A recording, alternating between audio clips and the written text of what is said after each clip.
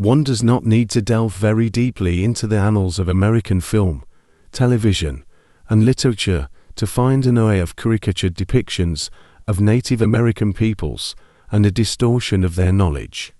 One recurring theme across these storytelling mediums is the use of the wendigo, also spelled Tico, a monstrous figure from Algonquian mythology who exhibits an insatiable greed along with a desire for human flesh. From Stephen King's Pet Sematary to the television series Hannibal, the flesh-eating image of the wendigo is often presented apart from its original cultural contexts where it carries deep moral significance. The latest addition to this lineup of wendigo tales is Scott Cooper and Guillermo del Toro's horror film Antlers 2021, in which a Native American character provides some brief exposition before the story centered around a white community contending with the monster begins in earnest. Though these misrepresentations of the wendigo beg for critical interrogation, the wendigo stories of Algonquian peoples offer a window into the endurance of cultural resources used to transmit significant moral values, and underscore the power of Native people using these stories to engage in social critique. In Algonquian traditions, the wendigo monster emerges not randomly or in violent response to colonialism, as it often does in popular media, but through a specific set of circumstances that are unique to different tribal groupings. In most traditions, the wendigo is human in origin and becomes a monster through a process that results either from acts of starvation, induced cannibalism, or from possession by a spirit. In the course of the transformation from human to wendigo, the person exhibits increasing selfishness, violence, hunger, and greed, particularly for human flesh. This is a story shared not merely for entertainment, but to reinforce the communal values that allow the communities in which this practice occurs to live well with one another and within their environments. The moral lessons contained in wendigo stories are also used to support the task of social critique in the late Native American scholar Dr. Jack D. Forbes' book Columbus and Other Cannibals, The Tico Disease of Exploitation, Imperialism, and Terrorism 1978. There, he uses the cannibalistic wendigo as a metaphor for the behaviors and attitudes central to patterns of social domination visited upon his own people in the Americas and subjugated peoples everywhere.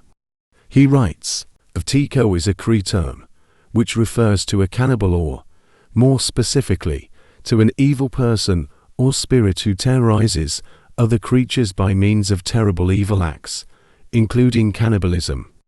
I have come to the conclusion that imperialism and exploitation are forms of cannibalism and, in fact, are precisely those forms of cannibalism which are most diabolical or evil.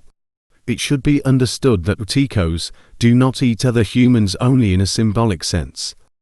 The deaths of tens of millions of Jews, Slavs, etc., at the hands of the Nazis, the deaths of tens of millions of blacks in slavery day, the deaths of up to 30 million or more Indians in the 1500s, the terribly short lifespans of Mexican Indian farm workers in the US, and of Native Americans generally today, the high death rates in the early industrial centers among factory workers, and so on, all clearly attest to the fact that the wealthy and exploitative literally consume the lives of those that they exploit.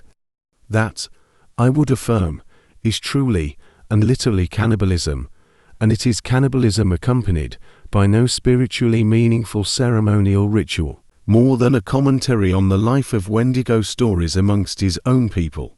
Forbes deploys the metaphor of the wendigo to advance nothing less than a critique of civilization at large, and describes the violence that he argues lies at its foundation as one driven by a kind of wendigo psychosis. In contrast to modern horror stories that appropriate the wendigo as a plot device, Forbes implies that what actually ought to be terrifying to us is that we live in societies enveloped in violence and exploitation that we struggle to identify as such. His line of questioning effectively asks, what if The monstrosity we face is actually not an otherworldly presence, but our all-too-human selves. Beyond Forbes, other Native American thinkers have also used wendigo stories to present critical perspectives on various social problems and call for their resolution. One example is Ojibwe activist Winona LaDuke, who has called for a decisive shift away from what she has termed wendigo economics for the sake of the health of the natural world.